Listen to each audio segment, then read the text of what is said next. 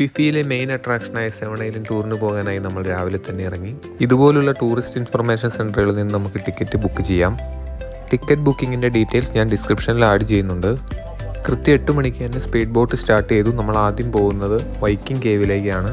ഇവിടെ നമുക്ക് ഇറങ്ങാൻ സാധിക്കില്ല, കാരണം സ്വിഫ്റ്റ് എന്നതിനം പക്ഷികൾ കൂടുകൂട്ടിയതിനാൽ ഇവിടം സംരക്ഷിത മേഖലയാണ്. അവിടെ നിന്നും നേരെ പോയത് മോസ്റ്റ് ഫോട്ടോജനിക് ബീച്ച് എന്നറിയപ്പെടുന്ന മായ ബേയിലേക്കാണ്. സീസൺ ടൈം ആയതുകൊണ്ട് തന്നെ ഫുൾ റഷാണ് മിക്ക സ്പോട്ടുകളും. ഒരുപാട് മൂവീസ് ഷൂട്ട് ചെയ്തൊരു ലൊക്കേഷനാണ് മായ ബേ.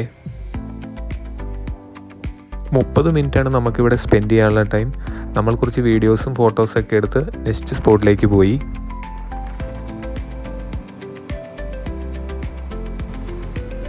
അവിടുന്ന് ഒരു 15 മിനിറ്റ് യാത്രയ്ക്ക് ശേഷം നമ്മൾ നെക്സ്റ്റ് സ്പോട്ടായ മങ്കി ബീച്ചിലാണ് എത്തിയത്.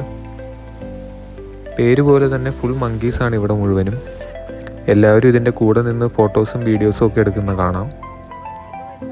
നെക്സ്റ്റ് നമ്മൾ പോയത് പീലെ ലഗൂൺ എന്ന് പറയുന്ന ഒരു സ്പോട്ടിലേക്കാണ്. ഇവിടെ ക്രിസ്റ്റൽ ക്ലിയർ ആയിട്ടുള്ള വാട്ടറാണ്, കൂടാതെ വേവ്സും ഇല്ല. അതുകൊണ്ട് തന്നെ നമുക്കിവിടെ സ്വിം ചെയ്യാൻ സാധിക്കും. അവിടുന്ന് നമ്മൾ നേരെ പോയത് ലാസ്റ്റ് സ്പോട്ടായ ബാംബു ഐലൻഡിലേക്കാണ്. അവിടുന്ന് ലഞ്ചും കഴിച്ച് നമ്മൾ റൂമിലേക്ക് മടങ്ങി. ഫുക്കറ്റിൻ്റെ കാഴ്ചകളുമായി നെക്സ്റ്റ് വീഡിയോസിൽ കാണാം. Bye bye.